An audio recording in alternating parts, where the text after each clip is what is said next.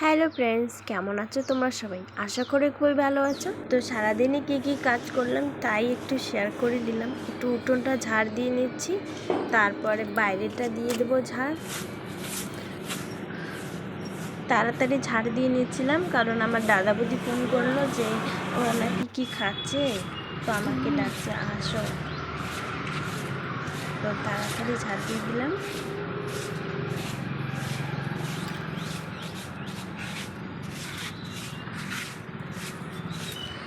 এই জায়গাটাতে আমি ভিডিও বানাই, তোমরা হয়তো দেখেছো ভিডিওতে।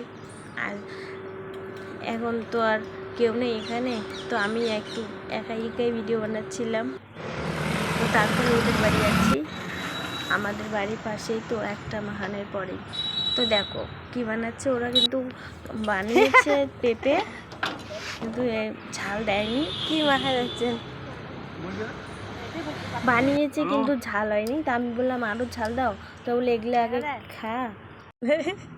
হ্যালো খা কি খা কেমন আছি গো, খায় গো কেমন আছি গো, টেস্টি টেস্টি। তারপর কি, তারপর নতুন করে আবার মরুচ দিয়ে দিল আমার জন্য, যে না তুই তো ঝাল ঝালই খাবি।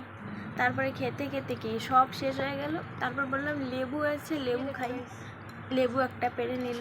তারপর বললাম আরও একটা, इतने खतरनाक झाड़ियों में से नींबू तोड़े। তারপর বললাম আরও একটা পপিতা নে। এই যে ও নিচে পপিতা।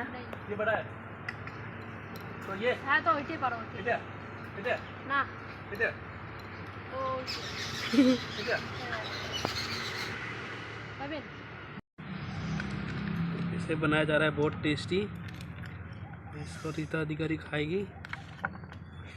দেন হ্যাঁ, তারপরে ঝাল ঝাল করে মেখে খেয়ে খুব দারুণ লাগলো। তারপরে ওদের তো ঝাল লেগে গেল, তো মিষ্টি খাচ্ছে, জিলেপি।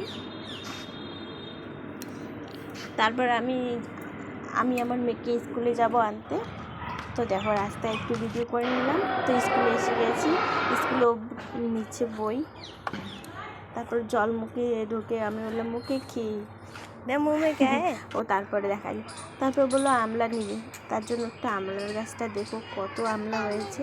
এটা কিন্তু অনেক বড় বড় হয়, একটা বাচ্চাও ছিঁড়তে পারে। তারপর বাড়ি চলে আসেন, রাস্তার পথে গরমের মধ্যে ঠান্ডা ঠান্ডা তাই একটু বোতলে নিচ্ছে। তারপর দেখো কেমন করে তাকিয়ে আছে। তো ভিডিওটা এই পর্যন্ত, পরে দেখা হচ্ছে নেক্সট ভিডিওতে।